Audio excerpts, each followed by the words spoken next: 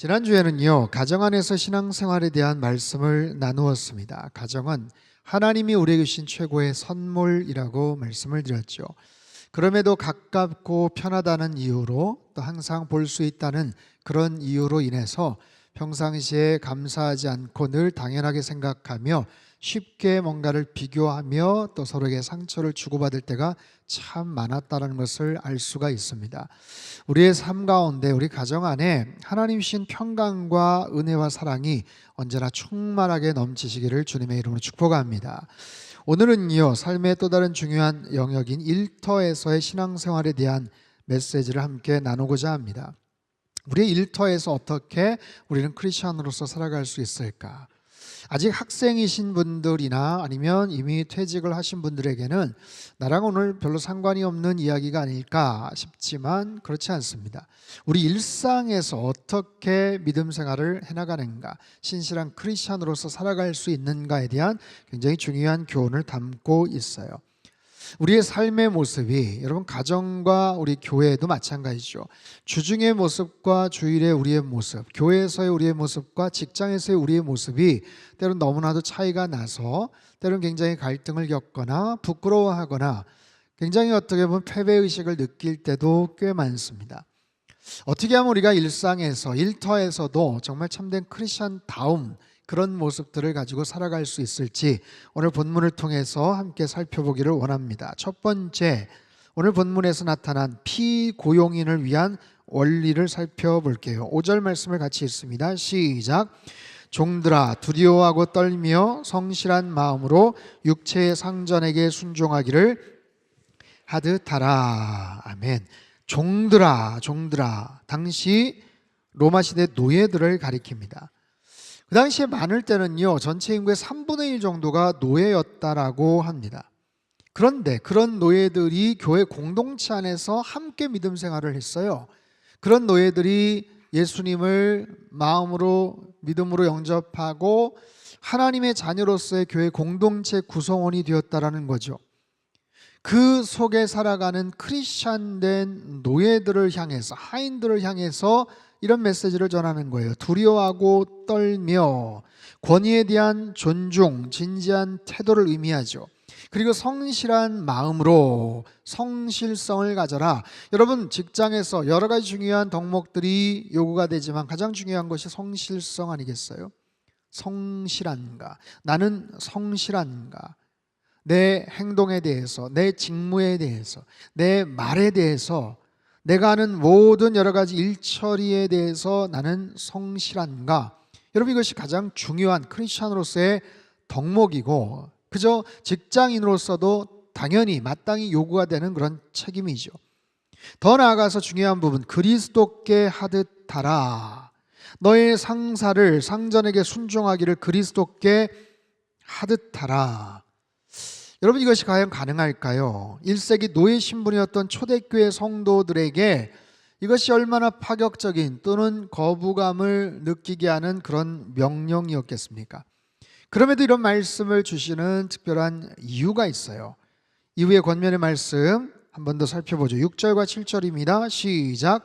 눈가림만 하여 기쁘게 하는 자처럼 하지 말고 그리스도의 종들처럼 마음으로 하나님의 뜻을 행하고 기쁜 마음으로 섬기기를 주께 하듯하고 사람들에게 하듯하지 말라. 눈가림만 하지 말라라는 거예요. 상사가 보고 있을 때나 그렇지 않을 때나 열심히 일해야 되지 않겠냐라는 거예요.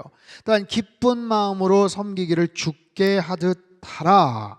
주께 하듯. 아까 5절엔 그리스도께 하듯하라 또 반복되고 있어요. 호의적이고 자발적인 태도를 넘어서서 온전히 경외하는 마음으로, 섬기는 마음으로 당신의 상전을, 리더를, 보스를, 사장님을 대하라, 그런 의미예요. 억지로가 아니라 기쁜 마음으로, 자원하는 마음으로 그렇게 하라. 여러분, 언뜻 들어도 굉장히 좀 거부감이 느껴지는 대목 아니겠어요? 과연 이것이 가능할까? 여러분, 일하는 직장에서 받는 여러 가지 스트레스들이 있습니다. 업무 과부하나 회사 내의 여러 가지 불안정한 구조 조정이나 성과 압박이나 승진 기회가 제한될 때 우리 스트레스를 받죠. 그럼에도 가장 큰 스트레스는 대인과의 관계에서의 갈등입니다. 대인 간의 갈등이에요. 동료 직원들 또는 부하 직원들, 그중에서 역시 직장 상사로부터 받는 스트레스가 가장 큰 어려움이겠죠. 이런 여러 가지 그런 상황 속에서 따분한 보고서 작성이나 반복적인 업무들, 때로는 까다로운 고객을 응대하는 여러 가지 일들 속에서 때로는 굉장히 상처를 받고 답답하고 짜증날 수 있는 일들이 참 많습니다.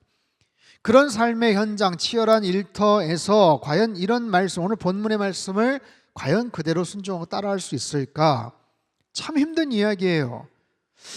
야, 현실을 너무 모르네 싶은 그런 이야기일 수도 있습니다. 하지만 여러분, 이렇게 한번 생각해 보면 어떨까요? 내가 지금 하고 있는 그 일들을 평생 할 수 있을까요? 그 일 자체는 평생 할지 몰라요. 다만 내가 몸담고 있는 그 직장에서 평생 내가 그렇게 일을 할 수 있을까요? 내가 부딪히고 일하는 그 동료, 아니면 어떻게 보면 보기 싫을 수 있는 상사, 평생 같이 만날까요? 그렇지 않습니다. 대부분 그렇지 않아요. 그런 상황 속에서 어쨌든 주어진 일들, 주어진 요건, 그런 상황들, 그 속에서 어찌됐든 우리는 일을 해야 돼요. 그리고 어떤 업무를 잘 감당하며 실적을 남기고 평가를 받아야 되는 거예요.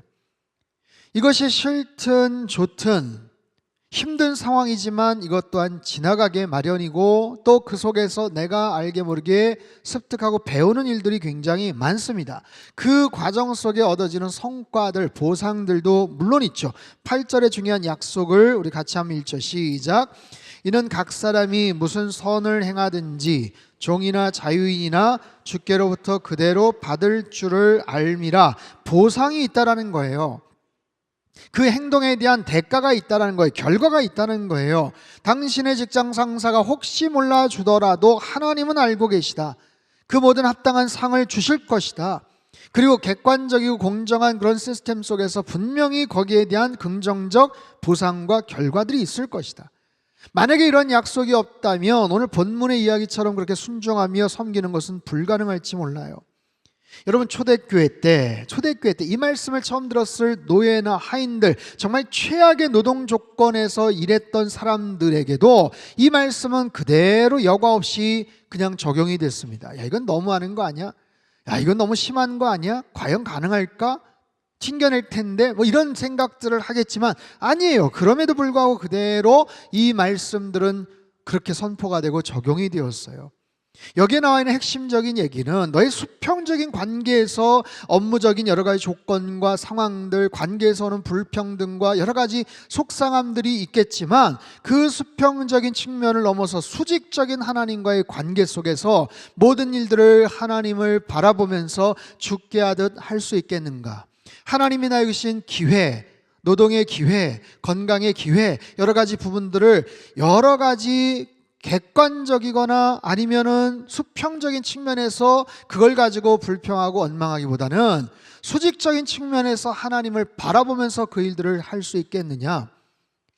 다른 여러 가지 때문에 불평하고 원망하고 투덜대기보다는 당신이 갖고 있는 일에 대한 철학, 노동에 대한 신념, 나에게 주신 하나님 앞에서의 나의 모습들을 한번 생각해 볼 수 있겠느냐라는 거예요.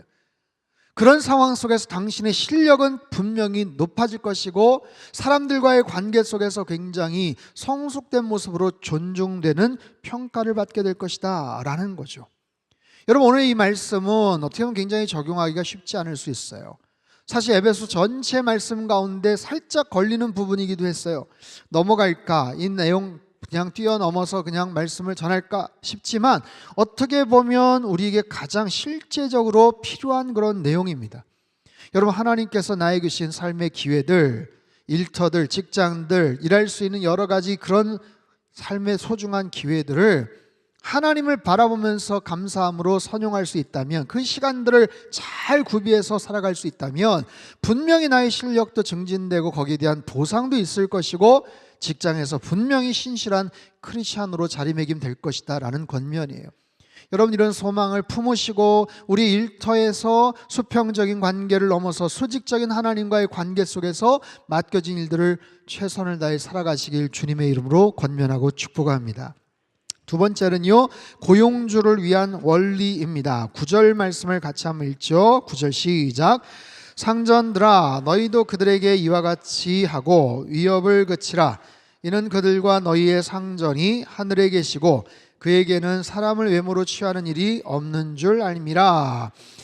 여러분, 이 구절은요 당시 문화에서 굉장히 혁명적이었습니다. 종들, 노예들, 피고용인들에게는 굉장히 긴 구절이 지금 배정이 돼 있고 또 그렇게 말씀이 주어졌고, 고용인들에게는, 고용주에게는 딱 한 절밖에 없어서 이건 너무 부당하다라고 생각하지만 그렇지 않습니다. 다 함축돼 있어요. 상전들아 너희도 그들에게 이와 같이 행하라 라는 거예요.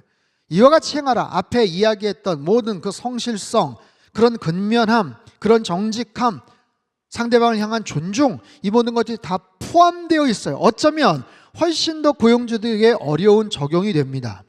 그 당시에 눈치 볼 게 뭐 있습니까? 자기 멋대로 마음대로 할 수 있었던 사람들인데 일을 시키는 입장에서도 굉장히 힘들고 파격적인 제안이었다라는 거예요. 사도 바울이 강력한 구절로 이렇게 마무리를 해요. 그들과 너희의 상전이 하늘에 계신다라는 거예요. 그렇게 너희들이 해야 되는 이유는 그들의 상전이, 아니 너의 상전이 하늘에 계신다.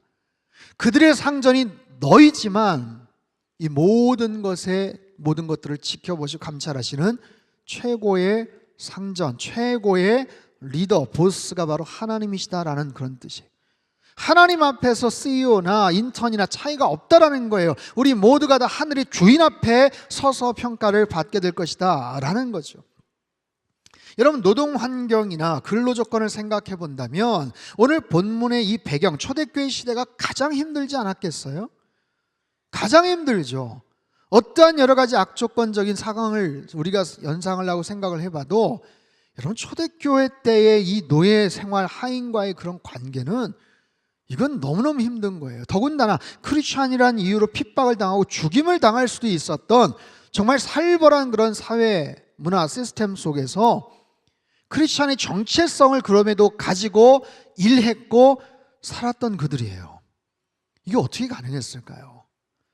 그런 시대를 살아가면서 그들의 믿음을 지켰고, 때로는 로마의 카타콤의 그 박해 속에서도 자신들의 신앙을 지켰고, 그럼에도 그런 모습으로 살아가다가 300년 후에 로마 정부 안에서 기독교로 공인을 받고 국교가 되는 그런 놀라운 그 사회를 전복시킬 만큼의 크리스찬의 그 정체성을 그들은 어떻게 유지할 수 있었을까? 역사학자이자 교회사가였던 앨런 크라이더가 쓴 초기 교회와 인내의 발효라는 굉장히 중요한 책이 있습니다. 초기 기독교 사회에서 크리스찬들이 어떻게 영향을 끼쳤냐라는 거예요. 초기 성도들이 보였던 그 독특한 믿음의 방식, 삶의 방식을 아비투스라는 개념을 가지고 설명을 합니다.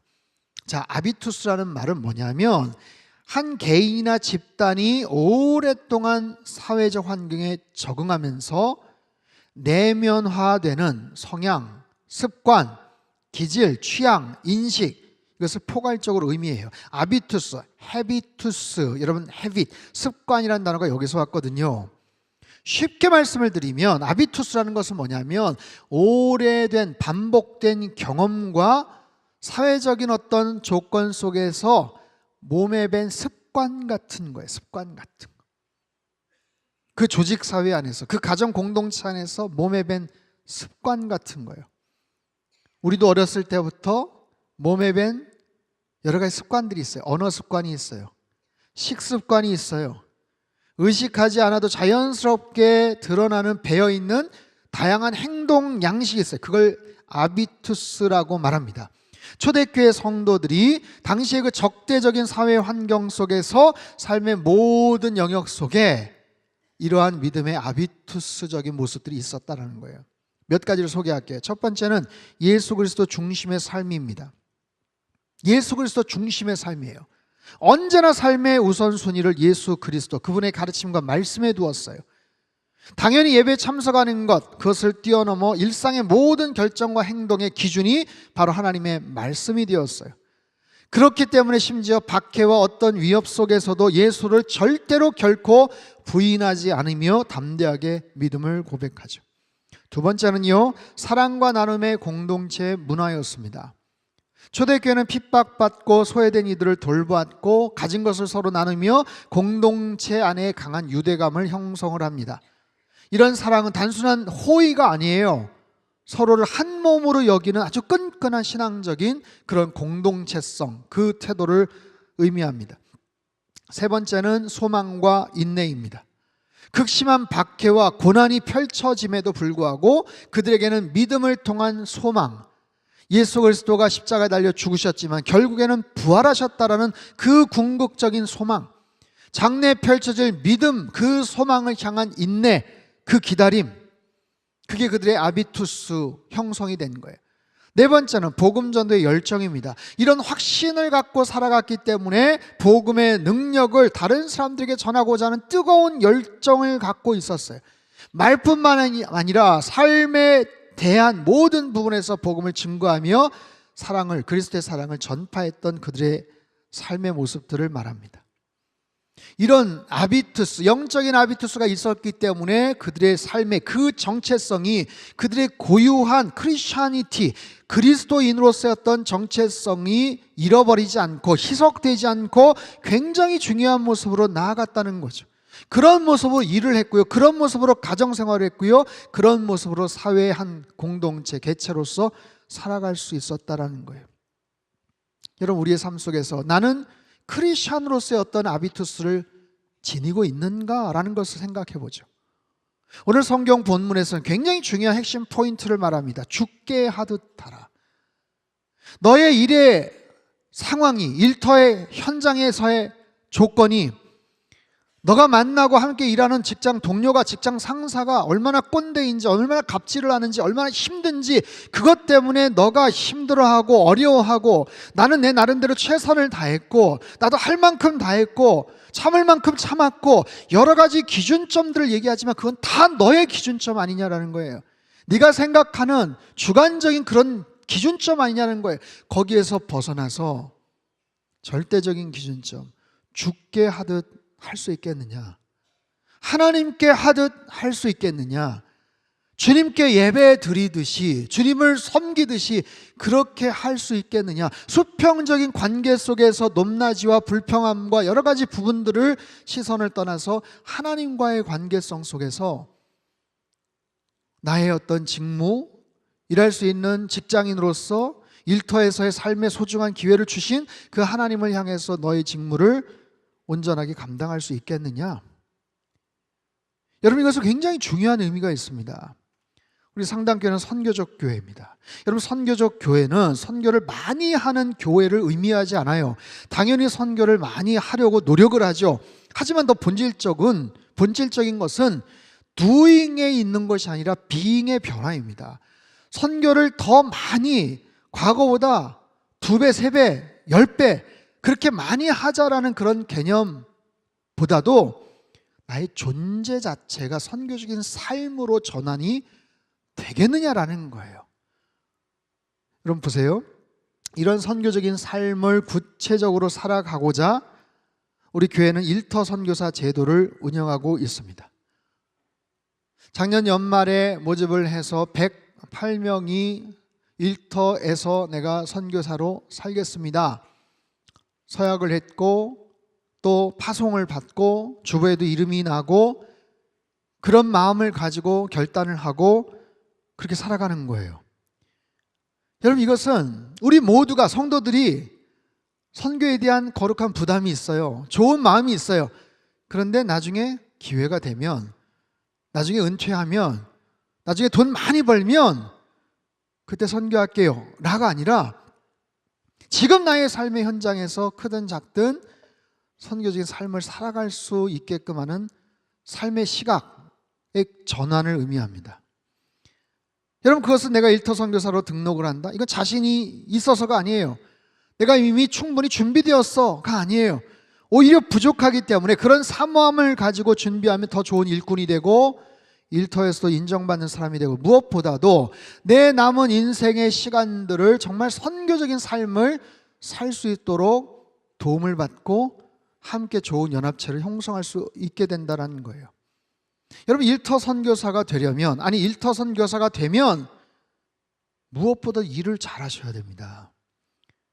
내가 복음에 대한 하나님을 향한 사랑과 뜨거운 열정이 있는 것 당연하지만 그거보다도 어떻게 보면 더 중요한 게 일을 잘하셔야 돼요. 실력을 갖춰야 된다는 거예요. 내가 명색이 일터 선교사라고 말하는데 대충 아무렇게나 일을 해서는 안 된다는 거죠.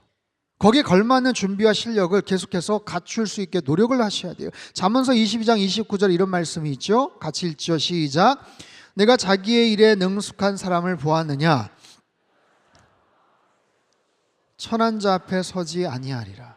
여러분, 세상 일도 마찬가지예요. 자기 일에 능숙하고 정말 프로페셔널하게 실력을 갖추면 더 고귀한 일에, 더 중요한 일에 쓰임받을 수 있는 거랑 마찬가지입니다.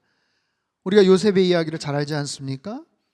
요셉은 어디에 있든지, 보디발 장군의 집에서든지, 억울한 누명을 쓰고 감옥에 끌려가서든지, 나중에 총리가 돼서 바로의 궁전에서든지 최선을 다했고 그의 탁월함은 그의 믿음을 아름답게 증거하는 방편이 되었어요. 바로 그런 마음을 가지고 살아가는 거예요. 일터 선교사라면 우리의 일터를 선교조로 인식합니다. 여러분, 그 전환 자체가 굉장히 중요한 의미가 있어요. 왜냐하면 직장이라는 곳은 굉장히 복잡한 인간관계가 부딪힙니다. 윤리적인 굉장히 복잡하고 얽혀있는 딜레마로 가득합니다. 어려운 상사가 있죠. 경쟁적인 동료가 있죠. 비윤리적인 그런 관행들이 판을 치죠. 그 속에서 내가 일터 선교사로 어떻게 과연 살아갈 수 있을까? 어떻게 내가 섬기면서 오늘 본문의 말씀처럼 순종하며 살아갈 수 있을까? 이게 쉽지 않아요. 여러분, 일하는 사람들끼리 마음에 맞고 함께 정말 으쌰으쌰 좋은 동력을 유지하며 살아간다면 얼마나 좋겠어요. 근데 그렇지 않을 때가 훨씬 많을걸요. 눈에 늘 가시처럼 보이고 일할 때마다 뭔가 자꾸만 부딪히고 마음에 들지 않는 그런 사람들 늘 있게 마련입니다. 여러분, 뒤집어 생각해 보세요. 내 마음에 꼭 드는 그런 사람들과 구성이 된 그런 직장이 있을까요? 그런 회사가 있을까요? 그렇지 않습니다. 그렇기 때문에 우리에게 기도가 필요하고 그것을 바라보고 감내해낼 수 있는 영적 훈련들도 필요한 거예요. 까다로운 그런 직장 생활, 일터 환경에서 선교적인 삶을 살기 위해서는요, 하나님 앞에 더 간절한 모습으로 일터를 출근하기 전에 기도하셔야 돼요. 이런 기도죠. 하나님, 오늘 주님께서 허락하신 일터로 향합니다. 맡겨진 업무를 진실하고 정직하게 최선을 다하게 하시고 함께 일하는 동료나 상사를 대할 때 주님 대하듯 겸손함과 지혜를 가지고 존중하며 대하게 하시고 주신 하루의 일과 속에서 주님의 향기를 드러내는 복된 하루 되게 하옵소서. 오늘 하루도 일터 선교사라는 정체성을 가지고 선교적인 삶을 살아가게 하옵소서. 사랑하는 성도 여러분, 오늘 설교의 제목을 한참 제가 고민을 했습니다. 삶으로 복음을 말하다. 오늘 본문의 말씀은 우리에게 그걸 질문하는 것 같아요. 너희가 일터에서 고용주로, 때로는 피고용주로 정말 그렇게 살 수 있겠느냐? 네가 알고 있는 복음의 내용대로 그렇게 살 수 있겠느냐? 네가 사랑하는 하나님을 바라보면서 정말 그렇게 살아갈 수 있겠느냐? 말로써가 아니라 너의 삶으로 너의 복음을 그렇게 표현할 수 있겠느냐? 그리스도께 하듯 그렇게 할 수 있겠느냐? 너의 직장에서 너의 직업을 가지고 여러분이 교사이든 자영업을 하시든 공무원이든 회사원이든 의사이든 식당이나 카페를 운영하든 여러분의 일터는 하나님께서 여러분에게 보내주신 선교지라는 사실을 여러분 꼭 기억하십시오.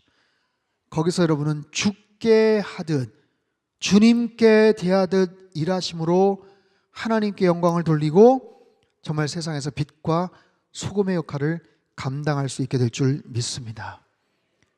오늘 우리 일상에서 초대교회 성도들처럼 그런 초대교회 영적 아비투스를 실현해낼 수 있는 몇 가지 실제적인 방안을 소개해드리고 설교를 마치고자 합니다. 직장에서의 아비투스, 정직과 성실함으로 업무에 임하여 동료들에게 자연스럽게 신앙의 가치를 보여주기, 회사 내 갈등 상황에서 화해와 용서의 문화를 실천하기, 힘든 시기에도 불평보다는 감사와 긍정의 말하기를 습관화하기, 회사의 윤리적 결정에서 그리스도인의 가치관을 자연스럽게 제시하기. 우리 가정 안에서의 신앙적 아비투스예요. 식사 전 감사 기도를 가족의 자연스러운 습관으로 만들기, 자녀들과 함께하는 성경 읽기와 기도를 일상의 리듬으로 만들기, 가정 내 용서와 화해의 문화를 실천하며 그리스도의 사랑을 보여주기, 이웃과 물건을 나누고 돕는 것을 가족 문화로 정착시키기. 이웃과의 관계에서의 아비투스입니다. 이웃의 어려움에 먼저 다가가 돕는 습관 기르기, 동네 환경 정화나 봉사활동에 그리스도인으로서 솔선수범하기, 이웃들과의 교제에서 경청과 공감의 태도를 습관화하기, 지역사회 행사에 참여하여 그리스도의 사랑을 자연스럽게 보여주기. 그 외에도 엘리베이터 안에서 인사를 나누거나 쓰레기를 버리러 가는 그런 과정에서 친절하게 뭔가를 도와주거나 그런 여러 가지 실제적인 것들이 있겠죠. 어찌됐든 이런 영적인 아비투스, 거룩한 이런 습관들이 우리 몸에 배어지면 말로써 전하는 것만이 아니라 우리의 삶 자체가 그리스도를, 예수님을 증거하는 우리의 삶으로 드러내는 그런 복음적인 그런 삶이 될 수 있게 된다는 거예요.